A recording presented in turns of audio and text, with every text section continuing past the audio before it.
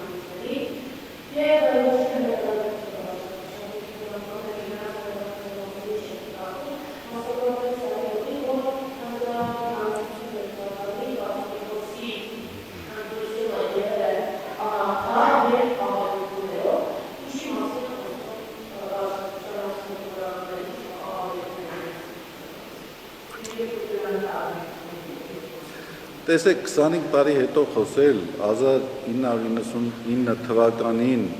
տեղի ունեցած իրադարձության մասին մեկ բացատրություն կարող է ունենալ։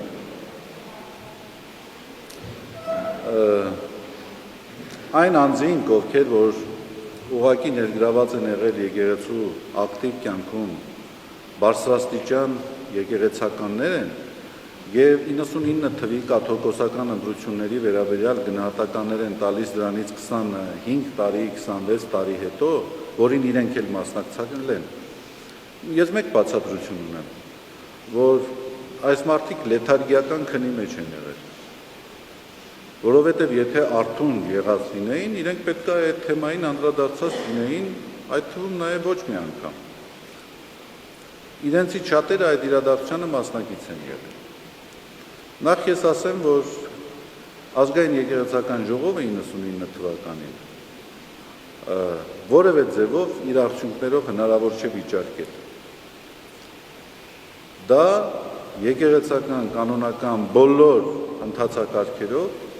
պատշաճ կազմակերպված ժողով է եղել, որի ընտրության արդյունքում կաթողիկոս է ընտրվել Գարեգին II ամենայն կաթողիկոսը։ Դրան հաջորդել է օծումը։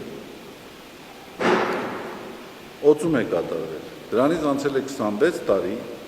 և այդ 26 տարիների ընթացքում այդ ստորագրող անձանցից շատերը հենց եկեղեցական աստիճանի բարձրացում ունեցել են հենց կաթողիկոսի ձեռքով։ Ես սա ուրիշ կերպ չեմ կարող անվանել, քան ինչպես անվանեցի, ինքն է ժխտում։ Հիմա դրա համար իրենք ինչ պատճառաբանություններ կբերեն։ Դա ընդամենը շարունակի մնալ անհեթեթություն, ինքնարդարացում, պատրվակ։ Ինձ հետ անձնական հարաբերություններ ունեցել են, լավ չեն ունեցել։ Գնահատում են 99 թվի կաթողիկոսի ընտրությունները ոչ լեգիտիմ կամ այլն։ Սրանք ընդամենը պատրվակներ են և կեղծիք։ Գիտեք ինչ, որևէ պատճառաբանություն չի կարող արդարացնել դավաճանական գործողությունը։ Այն ինչ որ արել են մարդիկ, դա ավելին կամ պակաս չէ, քան դավաճանություն։ Ընդամենը այսքան է։ Սա ուխտադրժություն է, դասալքություն է և դավաճանություն։